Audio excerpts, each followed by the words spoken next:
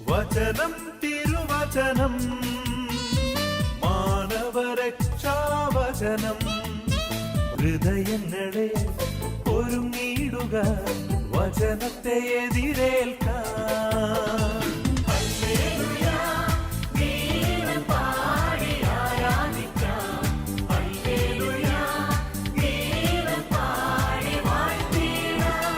യേശുവിൽ സ്നേഹം നിറഞ്ഞ സഹോദരി സഹോദരന്മാരെ, യുവതിവാക്കളെ, കുട്ടികളെ, അപ്പസ്തോലന്മാരോട് ഈശോ പറയുന്നൊരു കാര്യം, ലോകമെങ്ങും പോയി നിങ്ങൾ ജീവൻ്റെ സുവിശേഷം പ്രസംഗിക്കുവാനായിട്ടാണ് അപ്പസ്തോലന്മാരോട് ഈശോ ആഹ്വാനം ചെയ്യുന്നത്. സ്ലീഹാകാലത്തിൻ്റെ അടിസ്ഥാനവും അതാണ്. നിങ്ങൾ റൂഹായാൽ നിറഞ്ഞ് പരിശുദ്ധാത്മാവിനാൽ നിറഞ്ഞ് ലോകം മുഴുവനും പോയി ജീവിക്കുന്ന യേശുവിൻ്റെ സാക്ഷികളായിട്ട് തീരുവാൻ വേണ്ടിയാണ് ഈശോ അപ്പസ്തോലന്മാരെ അയക്കുന്നതും അവരോട് പറയുന്നതും. ഹല്ലേലൂയ. സ്ലീഹകാലത്തിൻ്റെ വലിയ പ്രത്യേകതയാണ്, ശിഷ്യൻ പരിശുദ്ധാത്മാവിനാൽ നിറഞ്ഞപ്പോൾ അവൻ അപ്പസ്തോലനായി മാറി. അവൻ പോയിടത്തെല്ലാം ദൈവത്തിൻ്റെ വചനം പ്രസംഗിക്കുകയും അടയാളങ്ങളും അത്ഭുതങ്ങളും കൊണ്ട് വചനം സ്ഥിരീകരിക്കുകയും ചെയ്തു. പരിശുദ്ധാത്മാവിനാൽ നിറഞ്ഞ് നമ്മൾ പോയി പ്രസംഗിക്കുമ്പോൾ ഈശോ ചെയ്യുന്നൊരു കാര്യമാണ്, അത്ഭുതങ്ങളും അടയാളങ്ങളും കൊണ്ട് വചനം സ്ഥിരീകരിക്കും. ഈശോ ഇന്നും ജീവിക്കുന്നു എന്ന് വചനം കൊണ്ട് സ്ഥിരീകരിക്കും. ഹല്ലേലൂയ. അതുകൊണ്ട് നമ്മൾ ഓരോരുത്തരും ഈശോയെ കൊടുക്കുന്നവരാകണം. ഓരോ വ്യക്തിയും അപ്പസ്തോലനായിട്ട് മാറണം. നമ്മളിവിടെ വന്ന് വിശുദ്ധ കുർബാനയിൽ പങ്കെടുത്തു, കുദാശ സ്വീകരിച്ചു, പരിശുദ്ധാത്മാവിനെ നിറഞ്ഞു കഴിയുമ്പോൾ നമ്മൾ പോയിട്ട് 10-15 വ്യക്തികൾക്ക് എന്ത് ചെയ്യണം? ഈശോയെ പറഞ്ഞു കൊടുക്കണം. ഞാൻ കഴിഞ്ഞ ദിവസം ഒരു കുടുംബത്തിൽ ഒന്ന് പ്രാർത്ഥിക്കാൻ പറഞ്ഞതുകൊണ്ട് പോയി, ഒരു അക്രൈസ്തവരുടെ കുടുംബം. ഞാനവിടെ ചെല്ലുമ്പോൾ കാണുന്നത്, ആ സ്ത്രീ പറഞ്ഞു, അച്ഛാ, അവർ വലിയ ഒരു ഹിന്ദുസിൻ്റെ ഒരു മേഖലയാണ്. അവർ പറഞ്ഞു, അച്ഛൻ പ്രാർത്ഥിക്കാൻ എൻ്റെ വീട്ടിൽ വരുന്നുണ്ട്, അതുകൊണ്ട് വിശ്വാസമുള്ളവരെല്ലാം വന്ന് കൂടിക്കോളാൻ പറഞ്ഞു. ഈശോയിൽ വിശ്വസിച്ച് ഞാൻ നോക്കുമ്പോൾ ഒരു 10-25-30 ആൾ ആ കുടുംബത്തിൽ ഞാൻ ചെല്ലുന്ന സമയത്ത് അവിടെ പ്രാർത്ഥിക്കാൻ വന്നിരിക്കുക. ഹല്ലേലൂയ. അപ്പോൾ ചേച്ചി പറഞ്ഞു, ഇപ്രകാരം പറഞ്ഞു, ഒരു ഹിന്ദു ഒരു സഹോദരി, ഒരു 70-80 വയസ്സുണ്ട്. അവർ പറഞ്ഞു, അച്ഛൻ ഒരു ബുദ്ധിമുട്ട് തോന്നരുത്, എൻ്റെ വീട്ടിൽ പ്രാർത്ഥിക്കാൻ വരുന്ന സമയത്ത് ഈ വിശ്വാസത്തോട് ചേർന്ന് നിൽക്കുന്നവരെല്ലാം വന്ന് എൻ്റെ വീട്ടിൽ വന്ന് ഈ പ്രാർത്ഥനയിൽ പങ്കെടുക്കാൻ ഞാൻ അവരോട് പറഞ്ഞു. അതുകൊണ്ടാണ് അവർ സ്നേഹത്തോടു കൂടി വന്നത്. ഈ അമ്മച്ചി അവിടെ ദൈവം ഇടപെട്ട 1-2 സംഭവങ്ങൾ അവിടെ മുമ്പിൽ പറഞ്ഞു. ഹല്ലേലൂയ. ഇവിടെ വന്ന് പറയാനൊരു പേടിയുണ്ട്, കാരണം 10-80 വയസ്സ്, 70-75-80 വയസ്സായ ഒരമ്മച്ചിയാണ്. അതുകൊണ്ട് പറയാണ്, ആ ശുശ്രൂഷയിൽ ഞാൻ പോയി പങ്കെടുത്ത് പ്രാർത്ഥിച്ചതിൻ്റെ ഫലമായിട്ടാണ് ഞാൻ ഇന്ന് ജീവിച്ചുകൊണ്ടിരിക്കുന്നത്. അതുകൊണ്ട് ആ യേശുവിനെക്കുറിച്ച് നിങ്ങൾ അറിയുവാൻ വേണ്ടിയാണ് നിങ്ങൾ ഓരോരുത്തരെയും ഞാൻ ഇങ്ങോട്ട് ക്ഷണിച്ചത്. അപ്പോൾ ഒരു വ്യക്തിക്ക് കിട്ടിയ ഒരു അനുഭവമാണ്, ഒരു പബ്ലിക്കായിട്ട് സാക്ഷ്യപ്പെടുത്തിയില്ലെങ്കിലും അവരുടെ കുടുംബാംഗങ്ങളുടെ മുമ്പിൽ, അവരുടെ ബന്ധുമിത്രാദികളുടെ മുമ്പിൽ ആ സാക്ഷ്യം അവർ ഏറ്റുപറയാണ് ചെയ്തത്. അതുകൊണ്ട് നമ്മൾ എന്ത് ചെയ്യണം? നമുക്ക് കിട്ടിയ ഈ അനുഭവം, നമുക്ക് കിട്ടിയ സാക്ഷ്യങ്ങൾ മറ്റുള്ളവരുമായിട്ട് പങ്കുവയ്ക്കണം. അതുകൊണ്ടാണ് രോഗശാന്തി കിട്ടിയത്. അല്ലെങ്കിൽ സമറിയാക്കാരി സ്ത്രീ അവിടെ കുടം വെച്ചിട്ട് അവൾ പട്ടണത്തിലേക്ക് പോയി തനിക്ക് കിട്ടിയ അനുഭവം അവരെ അറിയിക്കുകയാണ്. ഒരു സഹോദരൻ ഇവിടെ പ്രാർത്ഥിക്കാൻ വരുന്ന ഒരു സഹോദരനാണ്. അവർ കുടുംബാംഗങ്ങൾ ഇവിടെ കൊണ്ടുവന്ന് പ്രാർത്ഥിക്കാൻ നോക്കി, പ്രാർത്ഥിക്കാൻ പറ്റിയില്ല. അവരുടെ കൊച്ച് ഒരു മാനസിക രോഗിയായിട്ട് മാറി. ആ കൊച്ചിനെ പ്രത്യേകം അവർ ഹോസ്പിറ്റലിനോട് ചേർന്നുള്ള ഒരു സെല്ലിൽ അടച്ചു കഴിഞ്ഞപ്പോൾ ഈ മനുഷ്യൻ പെട്ടെന്ന് കാണാൻ വേണ്ടി പോവുകയാണ്. അപ്പോൾ ഈ കൊച്ച് പറയുന്നുണ്ട്, എൻ്റെ വീട്ടുകാരൻ ആരും ഇവിടെ വരരുത്, എന്നെ കാണരുത് എന്ന് പറയുന്നുണ്ട്.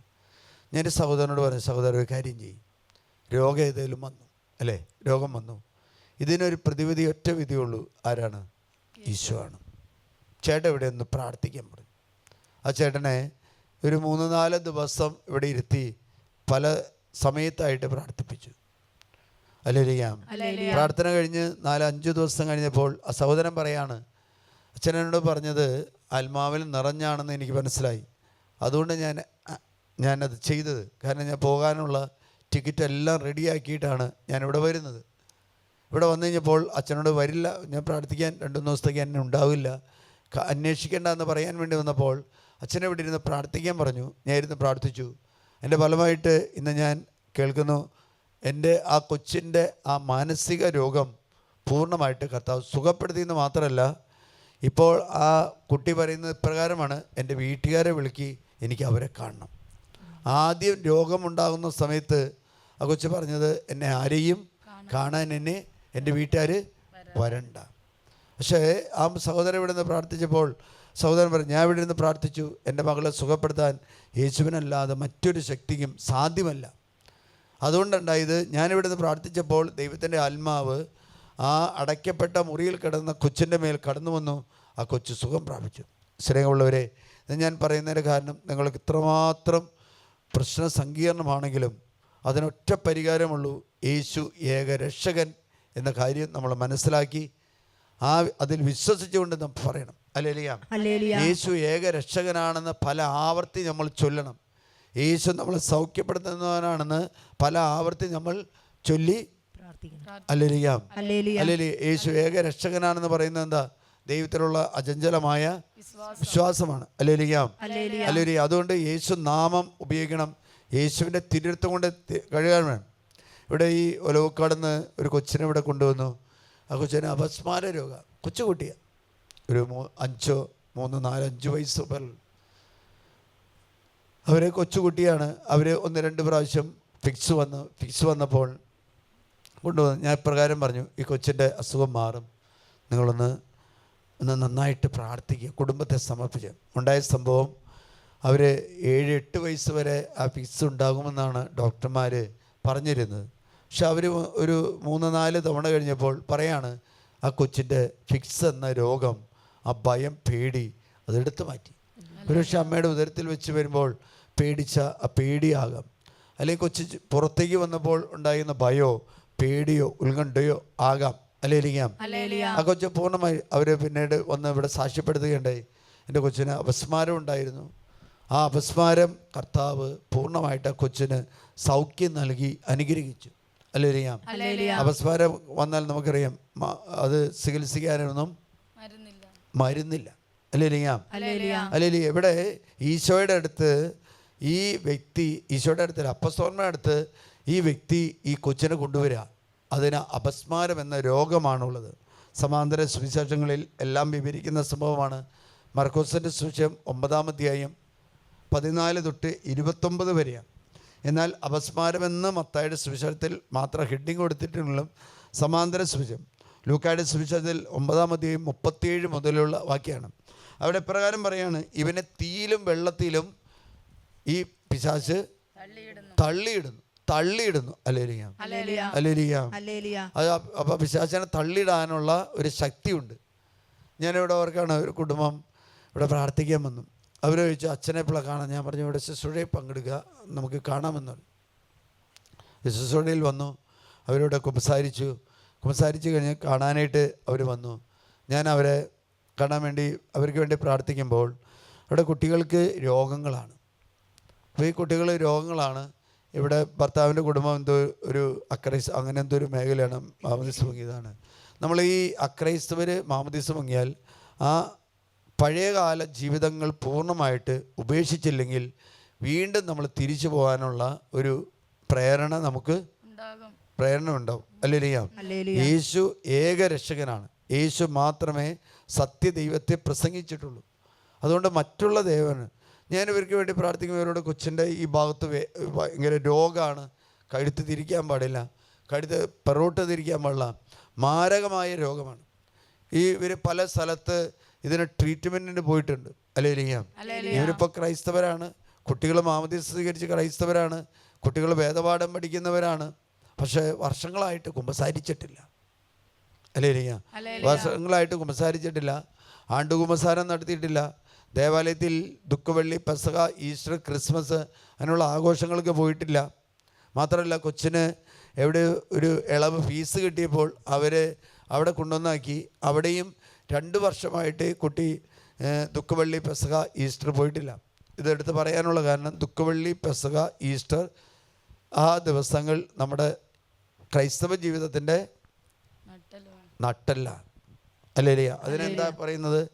പീഡാനുഭവ ആഴ്ച എന്ന് പറഞ്ഞത്. അല്ലെങ്കിൽ വലിയ ആഴ്ച എന്ന് പറഞ്ഞു. Hallelujah, hallelujah. വലിയ ആഴ്ച എന്ന് പറഞ്ഞാൽ നമുക്ക് മനസ്സിലാവും എന്താ, മറ്റാഴ്ചകളെക്കാളും വലുതാണ്. പീഡാനുഭവം ആഴ്ച എന്ന് പറഞ്ഞാൽ നമുക്ക് മനസ്സിലാവും എന്താണ്, ഈശോയുടെ പീഡാനുഭവം. ഈശോ പീഡ അനുഭവിച്ച് കൊല്ലപ്പെട്ട, അടക്കം ചെയ്യപ്പെട്ട, ഉദ്ധാനം ചെയ്യപ്പെട്ട ആഴ്ചയാണ്. ഹല്ലേലൂയ. അതാണുള്ളത് ക്രൈസ്തവ വിശ്വാസത്തിൻ്റെ നട്ടില്ല അല്ലേ. യേശുവിൻ്റെ പീഡാസഹന മരണ രഹസ്യ ഉദ്ധാനമാണ് നമ്മുടെ ക്രൈസ്തവ ജീവിതത്തിൻ്റെ നട്ടില്ല. ഞാനിവർക്ക് വേണ്ടി പ്രാർത്ഥിക്കുകയാണ്. ഇപ്പോൾ ഇവിടെ ഈ കൊച്ചിന് എന്തോ രോഗം വന്നു, ഈ കൊച്ചിൻ്റെ നാളെ നോക്കിയിട്ടുണ്ട്, ഈ കൊച്ചിൻ്റെ ജാതകം എഴുതി വെച്ചിട്ടുണ്ട്. ഇവർ ക്രൈസ്തവരാണ്, ചേച്ചി ഒരു ശുശ്രൂഷാലയുമായിട്ട് ബന്ധപ്പെട്ട് പ്രവർത്തിക്കുന്നതാണ്. അപ്പോൾ ഇതൊന്നും ഗൗരവമായിട്ട് ഇത് തെറ്റാണെന്നൊന്നും അറിയില്ല. അപ്പോൾ ഈ കൊച്ചിൻ്റെ രോഗം വന്നു, ഡോക്ടർമാരുടെ അടുത്ത് കൊണ്ടുപോയി, ഡോക്ടർമാർ കണ്ടിട്ട് മാറിയില്ല. അപ്പോൾ ഇവർ ചെയ്ത പ്രകാരമാണ് എന്തോ ഒരു നാഗപൂജ നടത്തുന്ന സ്ഥലത്ത് കൊണ്ടുപോയി പൂജയ്ക്ക് പൈസ കൊടുക്കാൻ പറ്റുമോ? അത് കഴിഞ്ഞ് പോയി കഴിഞ്ഞ് പോന്നു കഴിഞ്ഞപ്പോൾ കൊച്ചിൻ്റെ രോഗം കൂടി, കുറേയല്ല ചെയ്ത്, രോഗം കൂടുകയാണ് ചെയ്തത്. അങ്ങനെ അവർ അന്വേഷിച്ച് ഇങ്ങനെ ഇരിക്കുമ്പോഴാണ് നമ്മുടെ നമ്പർ ആരോ കൊടുത്തു, ഇവിടെ വന്ന് ശുശ്രൂഷ പങ്കെടുത്തു. ഇങ്ങനെ കാര്യങ്ങളെല്ലാം അവരോട് തുറന്ന് സംസാരിച്ചു. കാരണം ഒരു പാമ്പിനെ ആരാധിക്കാൻ പോയാൽ അത് ദൈവമാണോ? കല്ലിനെ ആരാധിക്കാൻ പോകുന്നത് ദൈവമാണോ? ആണോ? ചെയ്യാൻ പാടില്ലല്ലോ. കല്ല് അല്ലെങ്കിൽ മരം, പശു, പട്ടി, പൂച്ച, അല്ലെങ്കിൽ എലിയെ ആരാധിക്കുന്നവരുണ്ട്, അല്ലെങ്കിൽ എന്താ ആനയെ ആരാധിക്കുന്നവരുണ്ട്. ആന പ്രേമികൾ, ആന സ്നേഹികളുണ്ട്. അല്ലേലിയാം. പട്ടി സഞ്ചരിക്കുന്നത് ഏതിലാണെന്ന് ഞാൻ നല്ല കാറുകളിലാണ് സഞ്ചരിക്കുന്നത്. അല്ലേലിയാ. ഒരു മൃഗസംസ്കാരം നമ്മുടെ ഇടയിൽ വളർന്നുകൊണ്ടിരിക്കുക. മൃഗത്തെ ആരാധിക്കുന്ന ഞാനൊരു ചേട്ടൻ വാഹനം മേടിച്ചു. ആ ചേട്ടൻ്റെ വാഹനം ആ ചേട്ടൻ പ്രാർത്ഥിക്കാൻ കൊണ്ടുപോയത് ക്രിസ്ത്യാനിയാണ്, നല്ല വിശ്വാസിയാണ്, കാടാമ്പുഴയാണ് കൊണ്ടുപോയത്. ഞാൻ എന്നിട്ട് അവിടെ കൊണ്ടുപോയി പ്രാർത്ഥിച്ച് ഒരു തേങ്ങയ്ക്ക് ഉടച്ചു കൊണ്ടുവന്ന് നിർത്തി. എൻ്റെ ചേട്ടൻ വലിയൊരു പൊക്കത്ത് കയറ്റി വണ്ടി നിർത്തി ബ്രേക്കൊക്കെ ഇട്ടിട്ട് പോന്നു. വണ്ടി താഴെ വന്നു നിന്നു. അപ്പോൾ ആ ചേട്ടൻ എന്താണെന്ന് അറിയാൻ വേണ്ടി ഇവിടെ വന്നു. അല്ലേലിയാം. സ്ഥലമുള്ളവർ ഞാൻ ഇവരോട് പറഞ്ഞു, കുറേ ഇവർ നാലാളുണ്ട്. നാലാളെ ഞാൻ കണ്ടതിന് ശേഷം ഈശോയുടെ നാമത്തിൽ ഞാൻ പ്രാർത്ഥിച്ചു. ആ പ്രാർത്ഥിച്ച സമയത്തുണ്ടായ അത്ഭുതം ഇതാണ്, അവർ പെട്ടെന്ന് കണ്ണുകൾ തുറന്നു, ആ കൊച്ചിൻ്റെ രോഗം മാറി. മാരകമായ രോഗം, പല ആസ്പത്രികളിൽ കൊണ്ടുപോയിട്ട് മാറാത്ത രോഗം. അവർ അലോപ്പതി ചെയ്തിട്ടുണ്ട്, ഹോമിയോ ചെയ്തിട്ടുണ്ട്, പിന്നെ ആയുർവേദം ചെയ്തിട്ടുണ്ട്, അക്കിപ്പഞ്ചർ ചെയ്തിട്ടുണ്ട്, മാത്രമല്ല മറ്റുള്ള മന്ത്രവാദത്തൻ പോയിട്ടുണ്ട്. അല്ലേലിയാം. അതുകൊണ്ട് അങ്ങനെയുള്ള രീതിയിലേക്ക് നമ്മൾ പോരും. ഈ ഇടുക്കി ഭാഗത്തുനിന്ന് ഒരു പയ്യനെ ഇവിടെ കൊണ്ടുവന്നു. ആ കൊച്ചിന് അപസ്മാരം വന്നു കഴിഞ്ഞാൽ എത്ര മണിക്കൂറാണെന്ന് വെച്ചാൽ 6-7 മണിക്കൂർ കിടന്ന കിടപ്പ് എടുക്കും. 6-7 മണിക്കൂർ കൊച്ച് അപസ്മാരം ബാധിച്ച് കിടന്നാൽ ആ വീട്ടിൽ എന്തായിരിക്കും? വീട്ടിൽ കരച്ചിൽ വരെ നടന്നിട്ടുണ്ട്. കൊച്ച് എഴുന്നേക്കില്ല എന്ന് വിചാരിച്ച് കരച്ചിൽ വരെ. ഇവിടെ കൊണ്ടുവരുമ്പോൾ അവനെ തോളിലേറ്റിയാണ് കൊണ്ടുവരുന്നത്. അല്ലെങ്കിൽ ഞാൻ പറഞ്ഞു, ആലയത്തിൽ പോയി പ്രാർത്ഥിക്കുക, ഈശോ അവിടെയുണ്ട്, ഈശോ നിങ്ങൾ സുഖപ്പെടുത്തും.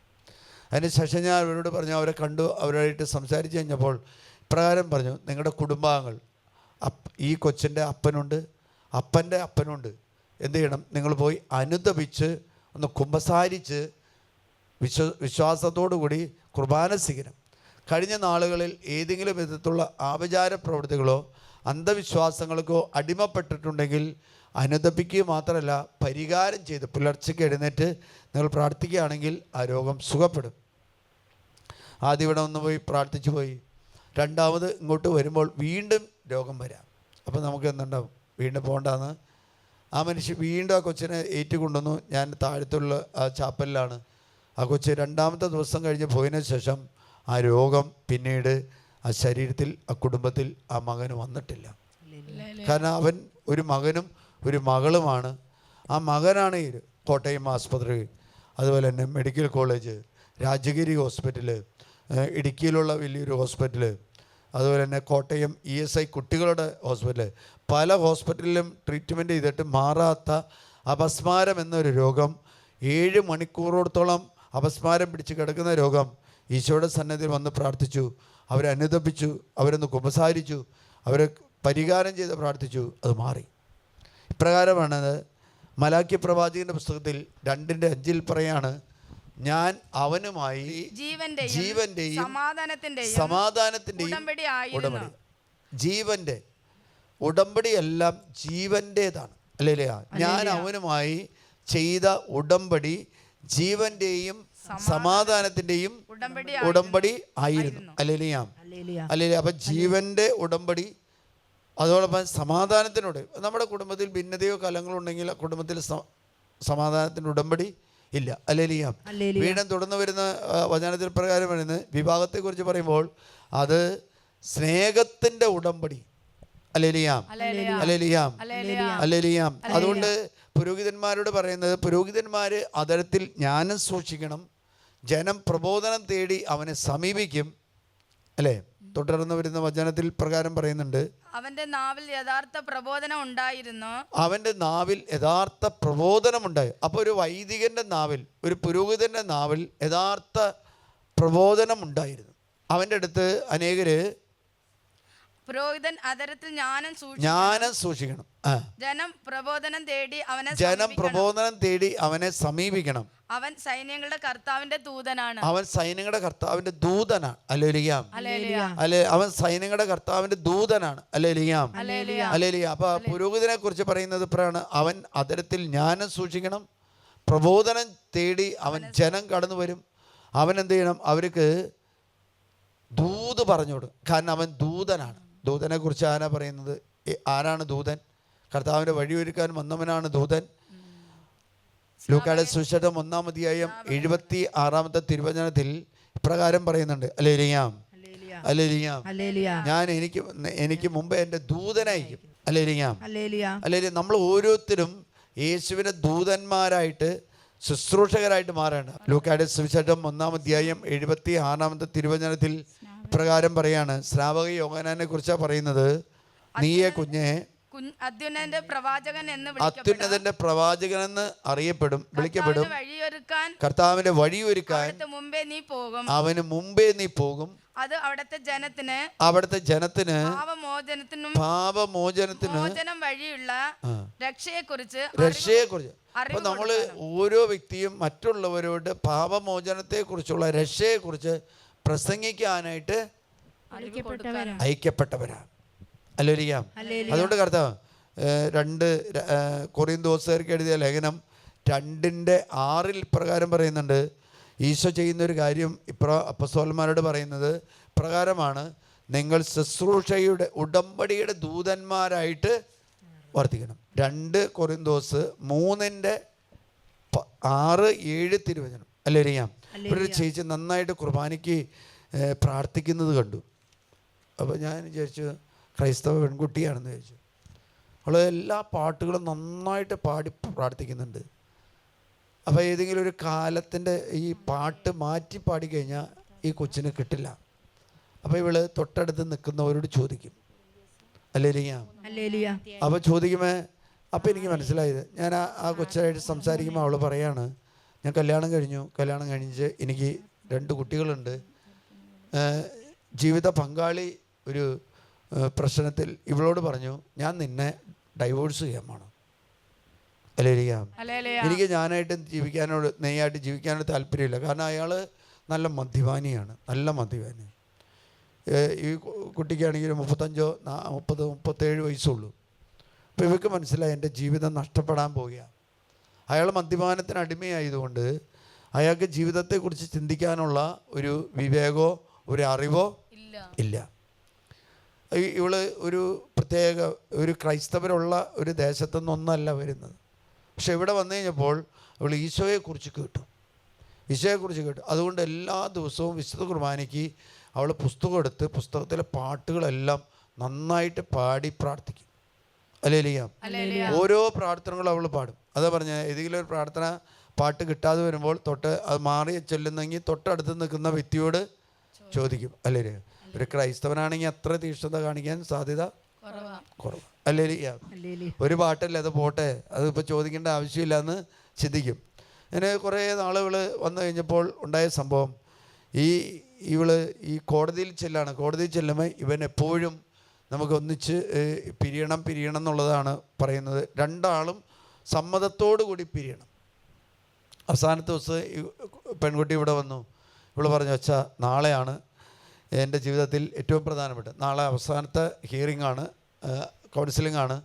അതിലും അവൻ എന്നെ ഉപേക്ഷിച്ചാൽ പിന്നെ എനിക്ക് ഒരിക്കലും രക്ഷ കിട്ടില്ല. ഞാൻ ആ കൊച്ചിന് വേണ്ടി പ്രാർത്ഥിച്ചു. നീ ധൈര്യമായിട്ട് പോകാൻ പറഞ്ഞു. ഹല്ലേലൂയ. ധൈര്യമായിട്ട് പോകുമ്പോൾ ഇവളുടെ മുമ്പിൽ എന്താ, ഈ 6ഉം 7ഉം കഴിഞ്ഞിരിക്കുന്നത് ഇവളെ വേണ്ട വേണ്ട എന്നാണ് അവൻ പറയുന്നത്. അപ്പോൾ 8ാമത്തെ ഒന്ന് സമ്മതിക്കുമോ?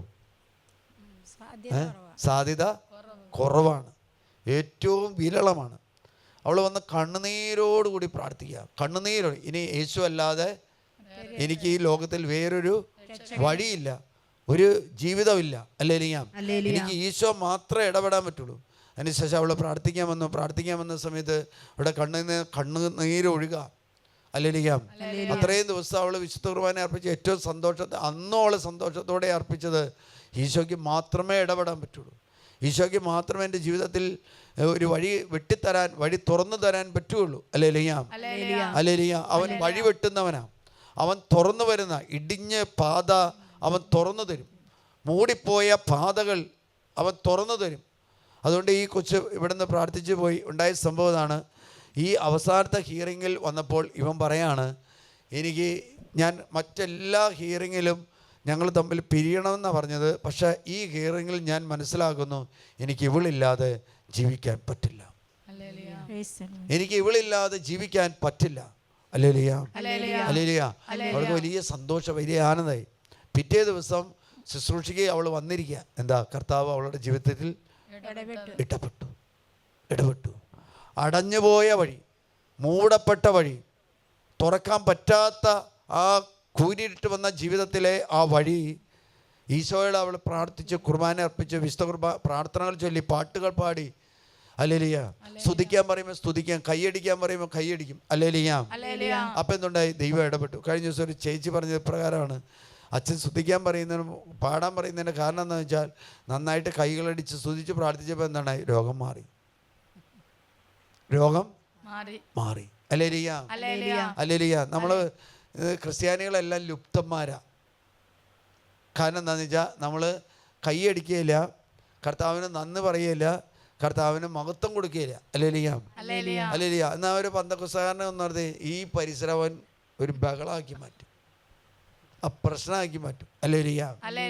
ഹല്ലേലൂയ. നമ്മൾ സത്യദൈവത്തെ ആരാധിക്കുന്നത് അല്ലേ, സത്യദൈവത്തെ ആരാധിക്കുന്നത്. പക്ഷെ അത് മനസ്സിലാക്കാൻ, അത് തുറന്ന് സ്തുതിക്കാൻ നമുക്ക് സാധിക്കും. എപ്പോൾ നമ്മൾ തുറന്ന് സ്തുതിക്കുന്നു.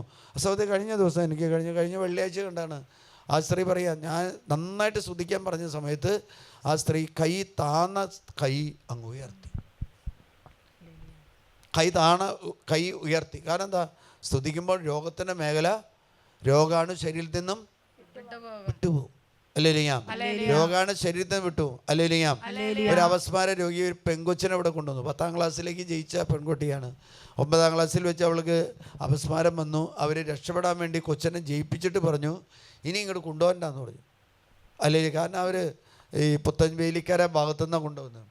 അവരിവിടെ കൊണ്ടുവന്നു. ഒരു ഹോസ്പിറ്റലിൽ ചെന്നപ്പോൾ, ആ ഹോസ്പിറ്റൽ തൃശ്ശൂരുള്ള ഹാർട്ട് ഹോസ്പിറ്റലിൽ ചെന്നപ്പോൾ, എലൈറ്റോ ഹോസ്പിറ്റലിൽ ചെന്നപ്പോൾ അവിടെ ഇരുന്ന് ആരോ പറഞ്ഞു, ഈ രോഗം ഈ മരുന്നുകൊണ്ട് മാറുന്നതല്ല, നിങ്ങളൊരു കാര്യം ചെയ്യും, നിങ്ങൾ പാലക്കാടുള്ള സെഗിയോൺ ടൗൺ മെസ്സിൽ ഒന്ന് കൊണ്ട് ജീവജലത്തിൽ കൊണ്ടുവന്ന് പ്രാർത്ഥിക്കാൻ പറഞ്ഞു.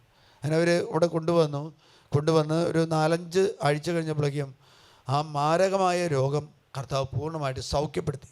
അതിനുശേഷം ഈ കൊച്ച് അതേ സ്കൂളിലേക്ക് എന്നെ തിരിച്ചു ചെന്നു, എൻ്റെ രോഗം മാറിയെന്നും പറഞ്ഞു. ഹല്ലേലൂയ. ഹല്ലേലൂയ. അപ്പോൾ അവർക്ക് പേടിയാണ്. ഇവർ ടീസി മേടിക്കുന്നില്ല, ജഗം ചെയ്താൽ ടീസി മേടിക്കുന്നില്ല, 10ലേക്ക് ജയിച്ചിരിക്കുന്നത്.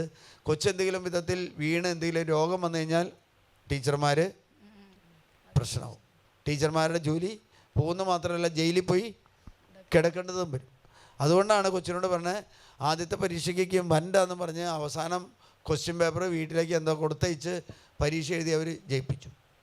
അങ്ങനെ എന്തോ ഒരു മേഖല. ഹല്ലേലൂയ. അവിടുന്ന് ഒരു ടീച്ചർ കാണാൻ വന്നേക്കാണ്. ഈ രോഗം വലിയ മാരകമായ രോഗമാണ്. ഈ രോഗം എങ്ങനെയാണ് ഇവിടെ സുഖപ്പെടുത്തുന്നതെന്ന് അറിയാൻ വേണ്ടി, കണ്ടുപിടിക്കാൻ വേണ്ടി, ആ പദ്ധതി കണ്ടുപിടിക്കാൻ വേണ്ടി ഇവിടെ വന്നിരിക്കുക. ആ ടീച്ചർ പിന്നീട് 3-4-5 വർഷമായിട്ട് ഈ ശുശ്രൂഷയിൽ വന്ന് പ്രാർത്ഥിക്കുന്ന സ്ത്രീയാണ്. അവർ വന്ന ദിവസം തന്നെ കർത്താവ് ഒരു രോഗശാന്തി കൊടുത്തു. ഹല്ലേലൂയ. ഹല്ലേലൂയ. രോഗശാന്തി കൊടുത്തു. അവരുടെ വീട് ചേർത്തല ഭാഗത്തു നിന്നാണ്. ആ ചേർത്തല ഭാഗത്തുനിന്ന് ഈ ടീച്ചർ ഇവിടെ സ്കൂളിൽ പുത്തഞ്ചേരി അങ്ങോട്ട് പഠിപ്പിക്കുകയാണ്. അപ്പോൾ അവർ കാണാൻ വന്നു. അങ്ങനെ ഒരു രോഗശാന്തി കിട്ടിയപ്പോൾ എന്തായി, വീണ്ടും ആ രോഗശാന്തിക്ക് വേണ്ടി അവർ വന്നു. സ്നേഹമുള്ളവരെ, ഈശോ സൗഖ്യദായകനാണ്, ഈശോ സുഖപ്പെടുത്തുന്നവനാണ്. ഹല്ലേലൂയ. അല്ല, എന്നാൽ വചനം കൊടുത്തില്ലെങ്കിൽ പറയുന്ന ഒരു കാര്യപ്പറാണ്, അവൻ ആ ജനത്തിൻ്റെ മുമ്പിൽ നിന്നിരും നികൃഷ്ടരുമായിട്ട് മാറും. തുടർന്ന് വരുന്ന വചനത്തിലില്ലേ, മലാക്കി പ്രവാചകൻ്റെ പുസ്തകത്തിൽ 2:10 പറയാണ്, അവൻ നിന്നിനും, അതായത് ജനം ജ്ഞാനം തേടി പുരോഹിതനെ സമീപിക്കുമ്പോൾ അവന് ജ്ഞാനം കൊടുക്കണം, അറിവ് കൊടുക്കണം. അറിവ് ഏതിനെക്കുറിച്ചാണ്? ദൈവത്തെക്കുറിച്ചാണ്, ദൈവരാജ്യത്തെക്കുറിച്ചാണ്. ഹല്ലേലൂയ. എന്നാൽ നിങ്ങൾ വഴിതെറ്റി പോയിരിക്കുന്നു. ഏതാണെങ്കിലും വഴിതെറ്റി. വൈദികർ കൊടുക്കേണ്ട ഒരു കാര്യം എന്ന് പറഞ്ഞാൽ, വൈദികർ വേറെ വിദ്യാഭ്യാസത്തെക്കുറിച്ചല്ല കൊടുക്കേണ്ടത്, അല്ലെങ്കിൽ ജോലിയെക്കുറിച്ചല്ല കൊടുക്കേണ്ടത്. വൈദികർ കൊടുക്കുന്നത് ആരെ? സ്വർഗരാജ്യത്തെക്കുറിച്ചാണ്. ഹല്ലേലൂയ. ഹല്ലേലൂയ. കാരണം ഈ ലോകത്തെക്കുറിച്ച് പഠിപ്പിക്കാൻ ഇഷ്ടംപോലെ വേറെ ആളുകൾ ഉണ്ട്. ദൈവരാജ്യത്തെക്കുറിച്ച് പഠിക്കാൻ അത്ര സ്പെഷ്യലിസ്റ്റ് ആയിട്ടുള്ള ആളുകളില്ല.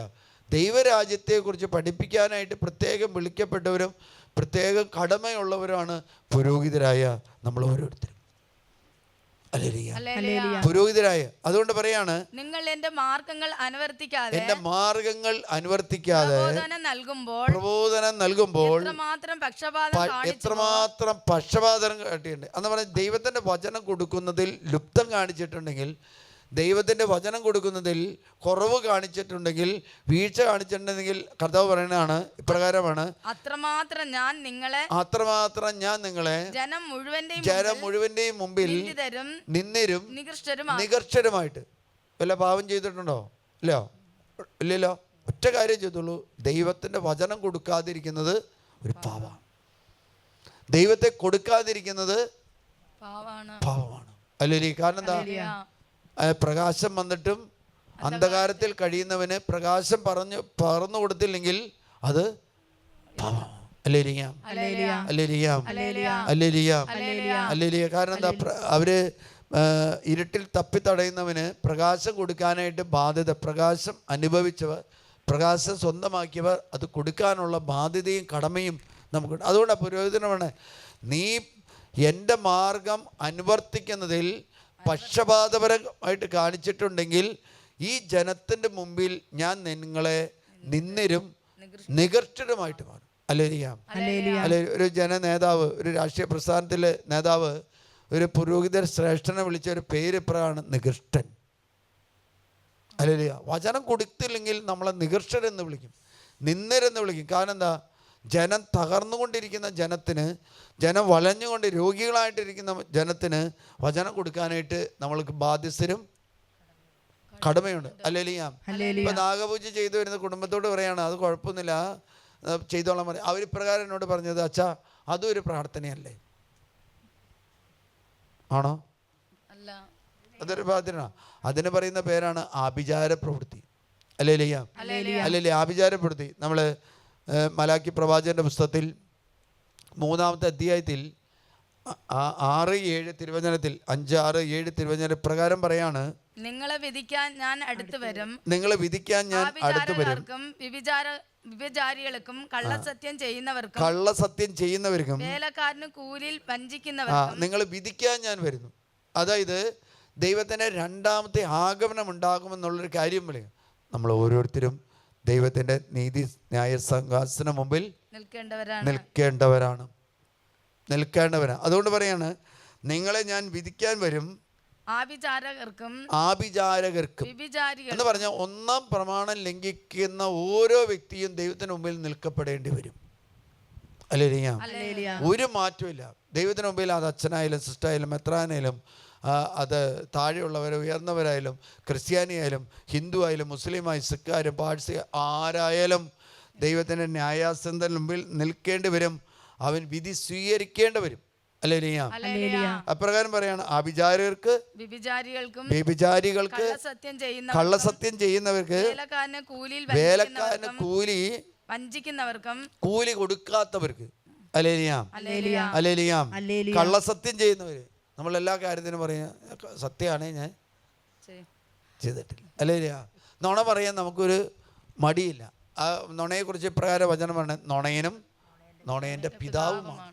അല്ലേ? അപ്പം നുണ പറയുവൻ നുണയൻ്റെ ഒരു പിതാവാണ്. അല്ലേ? ഹോൾസെയിൽ ഡീലറാണ്, ചെറിയ ഡീലറല്ല, ഹോൾസെയിൽ ഡീലർ. നുണ പറഞ്ഞ് പറഞ്ഞ് പറഞ്ഞ് ഒരു ബിസിനസ് തന്നെ അവൻ തുടങ്ങിയിട്ടുണ്ട്, നമ്മൾ ചെറിയ കാര്യങ്ങളിൽ പോലും. അതുകൊണ്ട് ആഭിചാര പ്രവൃത്തികൾ ചെയ്യരുത്, അന്ധവിശ്വാസങ്ങളിലേക്ക് പോകരുത്, അനാചാരങ്ങളിലേക്ക് പോകരുത്. അല്ലേലിയാം.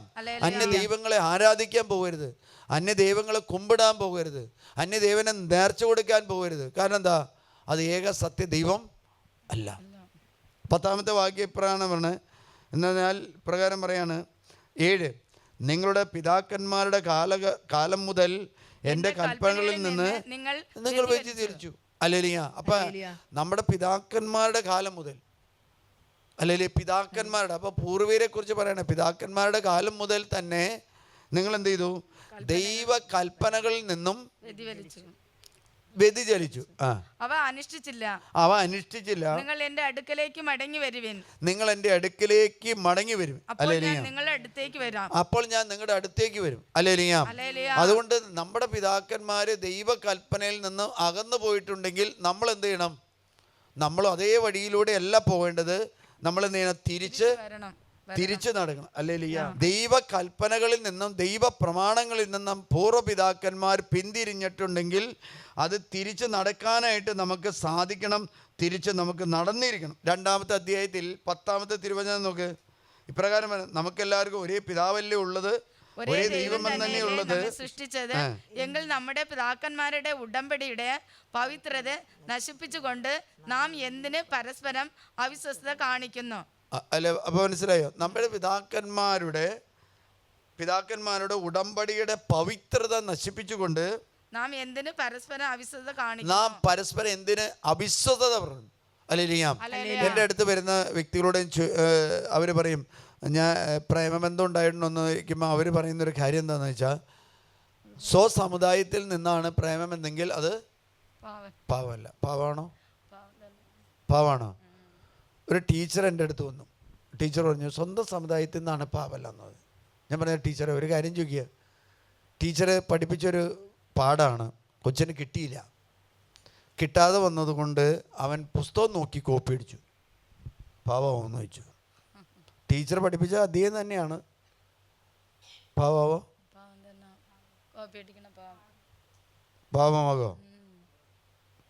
SLC പരീക്ഷയ്ക്കാണ് കോപ്പി അടിക്കുന്നത്. ടീച്ചർ പഠിപ്പിച്ച അദ്ദേഹം തന്നെ, പക്ഷെ കിട്ടിയില്ല കൊച്ചിന്. കൊച്ചെഴുതിയാൽ പാവം. ടീച്ചർ പറഞ്ഞു പാവം. ഞാൻ ചോദിച്ചു, എന്തുകൊണ്ട് പാവം? ഞാൻ പഠിപ്പിച്ചത് അവൻ പഠിച്ചിരിക്കേണ്ട ബാധ്യത, അവന് കടമ ഉണ്ട്. നമ്മൾ ജനിക്കുമെന്ന സമയത്ത് ഓരോ വ്യക്തിക്കും ആ വ്യക്തിയുടെ ഇണയെ ദൈവം സൃഷ്ടിച്ചിട്ടുണ്ട്. അത് കണ്ടെത്താനുള്ള കടമയും ബാധ്യതയും അവനുണ്ട്. അത് കണ്ടെത്താൻ അധ്വാനിക്കാൻ അവൻ തയ്യാറല്ലാത്തതുകൊണ്ട് എന്ത് ചെയ്യണം? അവർ കാണുന്ന ഒരു വ്യക്തിയെ സ്നേഹിക്കുന്നു. അല്ലേലിയാം. നമുക്ക് വീക്കെൻഡ് ആയിക്കഴിഞ്ഞു, എന്താണെന്നറിയാമോ? വെള്ളി, ശനി, ഞായർ നോക്കിക്കഴിഞ്ഞാൽ പാലക്കാട് കംപ്ലീറ്റ് ഹോട്ടലിൻ്റെ മുമ്പിൽ ട്രാഫിക് ജാമാണ്. വീട്ടിൽ ഭക്ഷണം കഴിക്കാൻ സ്ത്രീകൾക്ക് താല്പര്യമില്ല. വയറിളകിയാലും കുഴപ്പമില്ല, ആശുപത്രി പോയി കിടന്നാലും കുഴപ്പമില്ല. കഴിഞ്ഞ ദിവസം നമുക്കറിയാം, തൃശ്ശൂർ 85 ആളാണ് ഒരു കുഴിമന്തി വിൽക്കുന്ന കടയിൽ നിന്ന് കഴിച്ചിട്ട് 85 ആളാണ് ആശുപത്രിയിൽ പോയി കിടന്നത്. അല്ലേലിയ. കഴിഞ്ഞ ദിവസം ഞാൻ എൻ്റെ കഷ്ടപ്പാട്, ഞാൻ ഒരു പെട്രോൾ പമ്പിൽ പോയി പെട്രോൾ അടിച്ചിട്ട് ചന്ദ്രനഗർ പോകുന്ന സമയത്ത് ആ ചന്ദ്രനഗർ കംപ്ലീറ്റ് ബ്ലോക്കാണ്. അവിടെ ഒരു വലിയൊരു ഹോട്ടലുണ്ട്. ആ ഹോട്ടലിലേക്ക് വണ്ടികൾ കയറാൻ വന്നിട്ട് അവിടെ സ്ഥലമില്ലാത്തത് കൊണ്ട് റോഡ് മുഴുവനും. അല്ലേലിയ. നമ്മൾ മേടിക്കുന്ന ഹോട്ടലിലെ ഭക്ഷണത്തിന് നല്ല ടേസ്റ്റ് ഉണ്ട്. എന്താ ചേർക്കുന്നതെന്ന് അറിയാമോ? അജനമോട്ടോ എന്താണെന്ന് അറിയാമോ? ക്യാൻസർ വരാൻ ഏറ്റവും സാധ്യത കൂടിയൊരു വിഷാംശ, ഏറ്റവും കൂടുതൽ. അത് ഇല്ലാതെ നിങ്ങളൊരു ഭക്ഷണപദാർത്ഥം ഹോട്ടലിൽ നിന്ന് കഴിച്ചു നോക്ക്, കൊള്ളുണ്ടാവില്ല. വീട്ടിൽ ചേച്ചിമാർ വെക്കുന്ന ഹോട്ടൽ ഭക്ഷണത്തിന് രുചിയില്ലാത്ത എന്താണെന്ന് വെച്ചാൽ അതിൽ അജനമോട്ടോ ചേർക്കുന്നില്ല, മായം ചേർക്കുന്നില്ല. മായം ചേർക്കാത്തൊരു കട ഏതാണെന്ന് വെച്ചാൽ വീടാ. അല്ലേലിയാ. മായം ചേർക്കാത്ത ഒരു കട ഏതാന്ന് വെച്ചാൽ വീടാണ്. അജനമോട്ടോ ചേർക്കുന്നില്ല എന്ന് ബോർഡ് വെച്ച കടയിൽ പോലും അജനമോട്ടോ ചേർക്കുന്നുണ്ട്. എല്ലാ ഹോട്ടലുകളും റെസ്റ്റോറൻറ്റുകളും ബേക്കറികളിലും ഉപയോഗിക്കുന്ന വസ്തു എന്താണ്? സുപ്രീം കോടതിയുടെ വിധിയുണ്ട്, എത്രയും പെട്ടെന്ന് അജനമോട്ടോയിലെ കണ്ടൻറ്റ് കണ്ടുപിടിച്ചതിന് ശേഷം ഇതിൻ്റെ പേരിൽ നിയമ നടപടി സ്വീകരിക്കുന്നത്. എടുത്തുണ്ടോ? 1-2 വർഷം കഴിഞ്ഞു. കാരണം ക്യാൻസർ കൂടുന്നതിൻ്റെ ഏറ്റവും വലിയ കാരണം എന്താണെന്ന് വെച്ചാൽ അജനമോട്ടോ. അല്ലേലിയാ. ഞാൻ ടീച്ചറിനോട് ചോദിച്ചു, ടീച്ചറെ SSLC പരീക്ഷയാണ്, ടീച്ചർ പഠിപ്പിച്ച അധ്യായമാണ്, പക്ഷേ പരീക്ഷയ്ക്ക് അവന് കിട്ടിയില്ല. അവൻ തൊട്ടടുത്തിരിക്കുന്ന പുസ്തകമുണ്ട്, ഒന്നും ചെയ്തില്ല. ടീച്ചർ പഠിപ്പിച്ച കാര്യം തന്നെ അവൻ നോക്കി എഴുതിയെന്ന് മാത്രമേ ഉള്ളൂ, അത് കോപ്പി ആവുന്ന എങ്ങനെയാണ്? ടീച്ചർ പറഞ്ഞു അത് ചെയ്യാൻ പാടില്ല. അതെന്നെയാണ് ദൈവം പറയുന്നത്. എന്താ? നിൻ്റെ ജീവിതത്തിൽ നിനക്ക് വേണ്ടി വെച്ചിരിക്കുന്ന വ്യക്തിയെ നീ പ്രാർത്ഥിച്ച് കണ്ടെത്തണം. തോബിയാസിൻ്റെ പുസ്തകത്തിൽ നമ്മൾ കാണുന്ന മനോഹരമായ ദൃശ്യമുണ്ട്. തോബിയാസ് ഭാര്യ അന്വേഷിച്ച് പോകുന്നത് എന്തിനാ? ഭാര്യയാണ് അന്വേഷിച്ച് പോകണം? അല്ലല്ലോ. കാശ്, അപ്പം കൊടുത്ത കാശ് മേടിക്കാൻ വേണ്ടി ചെല്ലുമ്പോൾ അവൻ ജീവിത സഖിയെ അവിടെ കണ്ടെത്തുക. ബൈബിളിലേക്ക് തിരിഞ്ഞു നോക്ക്. ബൈബിളിലെല്ലാം നമ്മൾ കാണുന്നത് അവർ പോകുന്ന അവരുടെ ആവശ്യങ്ങൾക്ക് വേണ്ടിയല്ല, പക്ഷെ അവർ കണ്ടെത്തുന്നത് ദൈവം ഒരുക്കിയിട്ടുള്ള അവരുടെ ജീവിത പങ്കാളിയാണ് അവർ കണ്ടെത്തുന്നത്. അല്ലേലിയ. കാശ് മേടിക്കാൻ വേണ്ടി ഒരു ദൂതനെയും വിളിച്ചിട്ട് ദിവസങ്ങളോളം ഈ പോയിട്ട് അവൻ കണ്ടെത്തുന്നത് ജീവിത സഖിയുമായിട്ട് അവൻ തിരിച്ചു വരുന്നു. അല്ലേലിയ. അപ്പൊ നമുക്കൊരു കാര്യം മനസ്സിലായി, നമ്മുടെ ജീവിതത്തിൽ നമ്മുടെ നയിക്കാൻ വേണ്ടി മാലാഖമാരുടെ കാര്യം നമ്മൾ മറന്നുപോയി. ഓരോ കാര്യം നമ്മൾ മാലാഖമാരോട് പറയണം. അല്ലേലിയ. ഓരോ കാര്യം മാലാഖമാരോട് പറഞ്ഞു കഴിഞ്ഞാൽ ആ മാലാഖമാർ നമ്മളെ കൂട്ടിക്കൊണ്ടുപോകും. അതുകൊണ്ട് പറയാണ്, ഈ വിവാഹത്തെക്കുറിച്ച് പറയുമ്പോൾ ഇപ്രകാരം പറയാം, അല്ലെങ്കിൽ മിശ്രഭാവം പാപമാണ്. വിശ്വാസത്തിലേക്ക് വന്നൊരു വ്യക്തി, വിശ്വാസത്തിൽ വർഷങ്ങളായിട്ട് നിന്നൊരു വ്യക്തി, വിശ്വാസം സ്വീകരിച്ചൊരു വ്യക്തിയെ വിവാഹം ചെയ്യുന്ന പാപമല്ല. പക്ഷേ വിശ്വാസത്തിൽ വരാത്തൊരു വ്യക്തിയുമായിട്ട് ബന്ധം സ്ഥാപിച്ച് ഉടമ്പടി ലംഘിച്ച് വിവാഹം നടത്തുന്നത് പാപമാണ്. അല്ലെങ്കിൽ ദൈവത്തെ ആരാധിക്കുക ഒരു സമൂഹത്തിൽ ഒരു വ്യക്തിയോട് സ്നേഹബന്ധം പുലർത്തി വിവാഹം നൽകുന്ന പാപമാണ്. തൊട്ടടുത്ത് വരുന്ന വചനപ്രകാരം പറയാം, പവിത്രത നശിപ്പിച്ചുകൊണ്ട് നാം എന്തിന് പരസ്പരം അവിശ്വസ്തത കാണിക്കുന്നു? അപ്പോൾ ഉടമ്പടിയുടെ പരിശുദ്ധി അല്ലെങ്കിൽ പവിത്രത നശിപ്പിച്ചാൽ നമ്മുടെ ജീവിതത്തിൽ വരുന്നത് അവിശ്വസ്തതയാണ്. തൊട്ടടുത്ത വചനപ്രകാരം യൂദ വിശ്വാസ വഞ്ചന കാണിച്ചിരിക്കുന്നു, ജെറുസലേമിലും ഇസ്രായേലിലും മ്ലേച്ഛ പ്രവർത്തികൾ നടന്നിരിക്കുന്നു. അപ്പോൾ ഈ ഉടമ്പടിയുടെ പവിത്രത വിശ്വസ്തത നഷ്ടപ്പെട്ടാൽ അത് മ്ലേച്ഛ പ്രവൃത്തിയിലേക്ക് പോകുക. അല്ലേലിയ. പ്രേമബന്ധത്തിലേക്ക് പോയാൽ അവിടെ ഉടമ്പടി ലംഘിക്കുകയാണ് ചെയ്യുന്നത്, ഉടമ്പടി നിർവീര്യമാവുകയാണ് ചെയ്യുന്നത്, പവിത്രത നഷ്ടപ്പെടുകയാണ് ചെയ്യുന്നത്. അവിടെ എന്താ? ആത്മാവല്ല വരുന്നത്, മ്ലേച്ഛതയെ വരുന്നത്. റോമാക്കാർക്ക് എഴുതിയ ലേഖനം 8:9 പറയുന്നുണ്ട്, ദൈവത്തിൻ്റെ ആത്മാവ് നിങ്ങളിൽ വസിക്കുന്നെങ്കിൽ നിങ്ങൾ യഥാർത്ഥത്തിൽ ദൈവമക്കളാ. അല്ലേലിയ. നാളെ നോക്കിയ ഒരു കുടുംബത്തിൽ ഇവിടെ പ്രാർത്ഥിക്കാൻ വന്നപ്പോൾ അവരോട് പറഞ്ഞു, നിങ്ങളുടെ കൊച്ചിനോട് ചോദിച്ചു നോക്ക്, കൊച്ചിനെ ആരെങ്കിലും വന്ന് സ്നേഹിച്ചിട്ടുണ്ടാവും എന്ന് പറഞ്ഞു. അവൾ പറഞ്ഞു, 2 ആൾ വന്ന് എന്നെ സ്നേഹിച്ചു, അക്രൈസ്തവരാണ്. ഞാൻ പറഞ്ഞു, ഞാൻ നിങ്ങളെ സ്നേഹിക്കുന്നില്ല. അപ്പോഴാണ് മാതാപിതാക്കന്മാരുടെ കണ്ണ് തള്ളി. അപ്പോൾ നമ്മൾ വിശ്വാസത്തിൻ്റെ മേഖലയിൽ അവിശ്വസത പ്രവൃത്തിയിൽ പവിത്രത നഷ്ടപ്പെട്ടാൽ വിശ്വാസം അവിടെ അശുദ്ധി വരാം. അതുകൊണ്ട് പറയാണ്, അവിടെ ബലികളിൽ കർത്താവ് സ്വീകാര്യമല്ല. കർത്താവിന് പ്രിയപ്പെട്ട വിശുദ്ധ മന്ദിരത്തെ യൂദ അശുദ്ധമാക്കി. അല്ലേലിയ. നമ്മളെവിടെ, ഞാൻ ഓർക്കാണ്, പെരുമ്പാവൂർ നിങ്ങൾ കേട്ടിട്ടുണ്ടാവും, ഏറ്റവും കൂടുതൽ ഈ ബംഗാളികൾ പുറത്തുനിന്ന് വരുന്ന ആളുകളുള്ള സ്ഥലം എവിടെയാണെന്ന് വെച്ചാൽ പെരുമ്പാവൂർ എറണാകുളം ജില്ലയിലാണ്. ഈ പെരുമ്പാവൂർ എന്താണെന്ന് അറിയുമോ? ഒരു സ്ത്രീകൾക്ക് റോട്ടിൽ നടക്കാൻ പറ്റാത്ത അവസ്ഥയെന്ന് പറഞ്ഞാൽ മദ്യപാനം റോട്ടിലിരുന്ന് കഴിക്കുക. നിങ്ങൾ യൂട്യൂബിൽ അത് കിടപ്പുണ്ട്, ഞാനത് കണ്ടു നോക്കി. അല്ലേലിയാം. ഒരു യൂട്യൂബ് ചെയ്യുന്ന ഒരു പയ്യൻ ഇവരുടെ ഉള്ളിലൂടെ പോയിട്ട് 3-4 ആളിരുന്ന് പബ്ലിക്കായിട്ട് മദ്യം വെച്ച് കുടിക്കുകയാണ്. പോലീസ് അന്വേഷിക്കുന്നില്ല, അതുപോലെ തന്നെ എക്സൈസും ഡിപ്പാർട്ട്മെൻറ്റും അനുമതി. നമ്മൾ ജോലിക്ക് വേണ്ടി കൊണ്ടുവരുന്ന ആ മനുഷ്യർ ചെയ്യുന്ന ഒരു കാര്യമാണ് നമ്മുടെ ഭൂമി, നമ്മുടെ സ്ഥലങ്ങൾ, നമ്മുടെ കെട്ടിടങ്ങൾ അശുദ്ധമായിട്ട് തീർക്കുക. അല്ലേലിയാം. നമുക്കറിയാം, കുറുപ്പമ്പടിയിലാണല്ലോ ഒരു LLB പഠിക്കുന്ന ഒരു പെൺകൊച്ചിനെ കൊന്നു കളഞ്ഞത്. ആലുവയിലാണല്ലോ ഒരു കൊച്ചുകുട്ടിയെ പീഡിപ്പിച്ചത് അല്ലേ? നമ്മൾ ഈ ജോലി ചെയ്യാൻ നമ്മൾ തയ്യാറല്ല. നമ്മുടെ ആൾക്കാർ പുറത്തേക്ക് പോയിട്ട് ഉണ്ടാകുന്ന സംഭവം തിരിച്ചു വരുമ്പോഴേക്കും കേരളം എന്ന് പറയുന്നത് ഇല്ലാതെ നശിച്ചു പോകും. അല്ലേലിയാം, അല്ലേലിയ. അതുകൊണ്ട് ഇപ്രകാരം പറയാണ്, അങ്ങനെ ചെയ്താൽ വിശുദ്ധ മന്ദിരം അശുദ്ധമാക്കിയത് മൂലം അന്യദേവന്റെ പുത്രിയെ വിവാഹം ചെയ്യുന്നത് പാപമാണെന്ന് ദൈവം പറയാം. അന്യദേവന്റെ പുത്രിയെ വിവാഹം ചെയ്തിരിക്കുന്നു. ഇങ്ങനെ ചെയ്യുന്നവർക്ക് വേണ്ടി സാക്ഷ്യം നിൽക്കുകയോ സൈന്യങ്ങളുടെ കർത്താവിന് കാഴ്ച അർപ്പിക്കുകയോ ചെയ്യുന്നവനെ യാക്കോബിന്റെ കൂടാരത്തിൽ നിന്നും കർത്താവ് വിച്ഛേദിക്കട്ടെ. വിച്ഛേദിക്കോ? മിശ്രവാഹിക്കാരെ കർത്താവ് ചേർക്കോ? ചേർക്കോ? പ്രേമബന്ധക്കാരെ ചേർക്കോ? ലവ് ജിഹാദിനെ ചേർക്കോ? റോമിയോ ജിഹാദിനെ ചേർക്കോ? പ്രകാരം ഇതിനെക്കുറിച്ച് പറയാൻ വൈദികര് മടി കാണിച്ചാൽ ആ വൈദികര് എന്താവും? നിന്ദരും നികൃഷ്ടരുമാകും. അല്ലെങ്കിൽ വചനം പറഞ്ഞു കൊടുക്കാൻ തയ്യാറാണ്, വചനം പങ്കുവെച്ചു കൊടുക്കാൻ തയ്യാറാണ്. കാരണം മക്കള് ഇത് അറിയാതെ ഈ തെറ്റിലേക്ക് പോയാൽ ആ തെറ്റിൻ്റെ ഉത്തരവാദിത്തം ആർക്കാണെന്ന് വെച്ചാൽ പഠിപ്പിക്കേണ്ട പുരോഹിതനും പഠിപ്പിക്കേണ്ട മാതാപിതാക്കന്മാരും പഠിപ്പിച്ചില്ലെങ്കിൽ കുട്ടികൾ വഴിവിട്ടു പോയാൽ അവർക്ക് ഉത്തരവാദിത്തം നമ്മളാണ്. 487 കുട്ടികളാണ് മിശ്രവാഹത്തിലേക്ക് പോയിരിക്കുന്നത് ഈ കഴിഞ്ഞൊരു മാസത്തിൽ.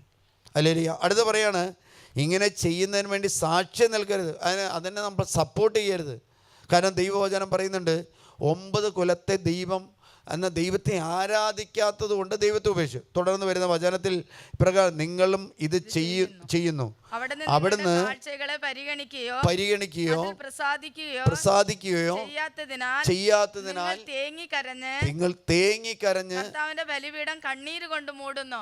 കർത്താവിന് അപ്പൊ നമ്മൾ പ്രാർത്ഥിച്ചിട്ടും നടക്കാതെ വരുമ്പോൾ നമ്മൾ തേങ്ങിക്കരഞ്ഞ് പൊട്ടിക്കരഞ്ഞ് കർത്താവിൻ്റെ കബറിടം കണ്ണുനീര് കൊണ്ട് മൂടുന്നു. കണ്ണുനീരുകൊണ്ട് മൂടിയിട്ട് കാര്യമുണ്ടോ?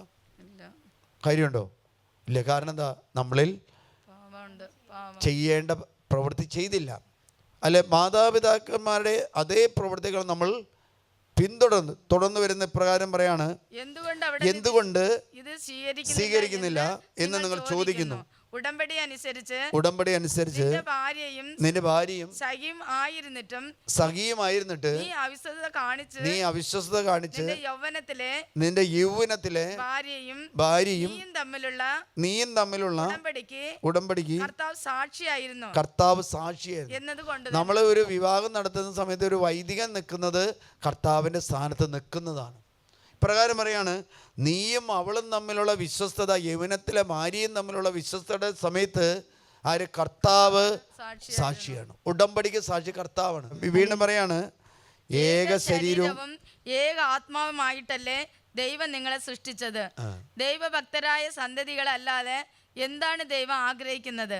അതുകൊണ്ട് യൗവനത്തിലെ ഭാര്യയോട് അവിശ്വസ്തത കാണിക്കാതിരിക്കാൻ ശ്രദ്ധിക്കുവിൻ. എന്നിട്ട് അവസാനം പറയുന്ന പ്രകാരം 16 വൈകി ഈ കാലഘട്ടത്തിൽ നടക്കുന്ന ഒരു വലിയ പാപത്തെക്കുറിച്ച് ദൈവം പറയാണ്, വിവാഹമോചനമാണ്.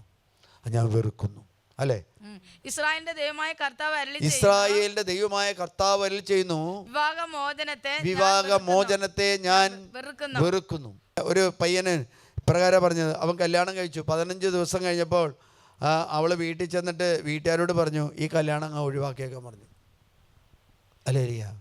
നമ്മൾ വീട്ടിൽ എന്തെങ്കിലും സാധനങ്ങൾ മേടിച്ചിട്ട് ചെരുപ്പ് മേടിച്ചിട്ട് 15 ദിവസം കഴിയുമ്പോൾ കൊണ്ടുവന്ന് കൊടുക്കുന്ന പോലെയാണെന്ന് ഇന്ന് വിവാഹ അല്ലേ? വേറൊരു കല്യാണം കഴിഞ്ഞ അവൻ വന്നിട്ട് പറയാണ്, 1 മാസം ഒന്നിച്ച് ജീവിച്ചു. 1 മാസം കഴിഞ്ഞ് അവള് അയർലൻഡിന് പോയി. അയർലൻഡിൽ ചെന്ന് കഴിഞ്ഞപ്പോൾ അവള് പറഞ്ഞു, നമുക്ക് ഈ ബന്ധം വേണ്ട, ഞാൻ വേറെ കല്യാണം നടത്തി.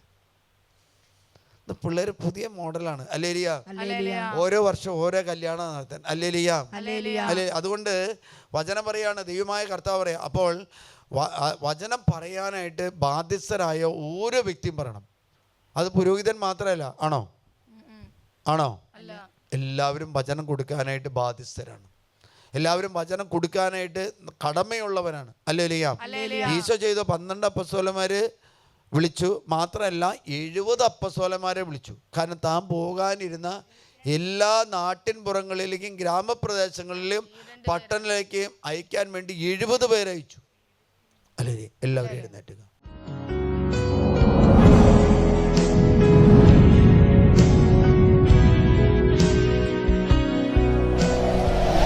രക്ഷയ്ക്ക് വേണ്ടി യേശു എന്ന നാമമല്ലാതെ മറ്റൊരു നാമവും നൽകപ്പെട്ടില്ല. മനുഷ്യൻ സുഖപ്പെടുവാൻ വേണ്ടി, മനുഷ്യൻ സൗഖ്യപ്പെടുവാൻ വേണ്ടി, മനുഷ്യൻ വിടുതൽ പ്രാപിക്കാൻ വേണ്ടി, രോഗപീഠകളിൽ നിന്ന്, അന്ധകാര ശക്തികളിൽ നിന്നും രക്ഷപ്രാപിക്കാൻ യേശു എന്ന നാമമല്ലാതെ മറ്റൊരു നാമം ഈ ലോകത്തിൽ നൽകപ്പെട്ടിട്ടില്ലെന്ന് അപ്പോസ്തലന്മാർ ശക്തമായിട്ട് പറയുന്നതിന് കാരണം അവിടെ അനുഭവത്തിന്റെ തലത്തിലാണ്. നമ്മൾ അന്ധമായിട്ട് വിശ്വസിക്കുക, ബ്ലൈൻഡ് ആയിട്ട് വിശ്വസിക്കുക, കണ്ണുമൂട്ടി വിശ്വസിക്കുക. കർത്താവേ, എന്റെ കുടുംബത്തിനെ അങ്ങയുടെ തിരുസനെ സമർപ്പിച്ച് പ്രാർത്ഥിക്കുന്നു. എന്റെ കുടുംബാംഗങ്ങളെ വിട്ടെടുത്ത് പ്രാർത്ഥിക്കുന്നു. അപ്പന്റെ അമ്മയുടെ 7 തലമുറകളെ സമർപ്പിച്ച് പ്രാർത്ഥിക്കുന്നു. കർത്താവേ, എന്റെ കുടുംബത്തിന്റെ മേൽ ഇപ്പോൾ ഇറങ്ങി വരണമേ കർത്താവേ.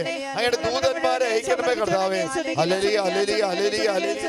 ഞങ്ങൾ അനുഭവിക്കുന്ന വേദനകൾ, ഞങ്ങൾ അനുഭവിക്കുന്ന കഷ്ടപ്പാടുകൾ, ഞങ്ങളുടെ വിശ്വാസ തകർച്ചകൾ അങ്ങയുടെ തിരുസനെ സമർപ്പിച്ച് പ്രാർത്ഥിക്കുന്ന കർത്താവേ. കുടുംബങ്ങളിൽ തകർന്നു കിടക്കുന്ന കുടുംബങ്ങളെ അങ്ങ് കർത്താവേ അങ്ങ് പുനരുദ്ധരിക്കുന്ന കർത്താവേ. Hallelujah, hallelujah, hallelujah, hallelujah, hallelujah, hallelujah, hallelujah, hallelujah. എല്ലാവരും സ്തുതിക്കട്ടെ, മനസ്സ് തുറന്ന് സ്തുതിക്കട്ടെ, ഹൃദയം തുറന്ന് സ്തുതിക്കട്ടെ. ആരെങ്കിലും വിദ്യാഭ്യാസ വെറുപ്പോ ഉണ്ടെങ്കിൽ ആ വ്യക്തികളെ അനുഗ്രഹിച്ച് പ്രാർത്ഥിക്കട്ടെ. Hallelujah, hallelujah. നിങ്ങൾ ലോകമെങ്ങും സകല ചുറ്റോടെ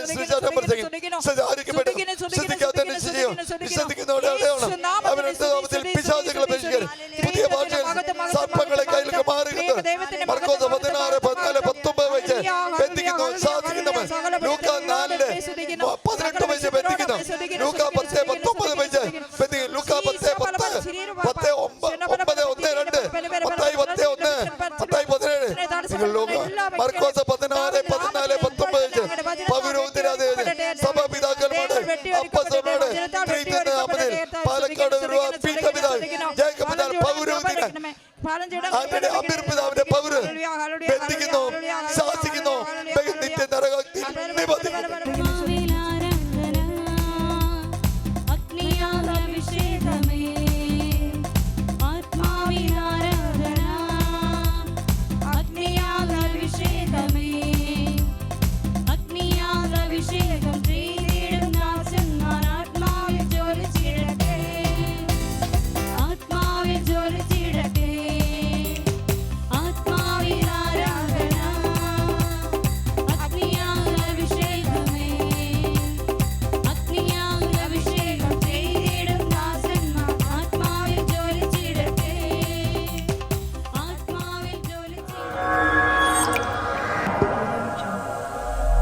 Thank you.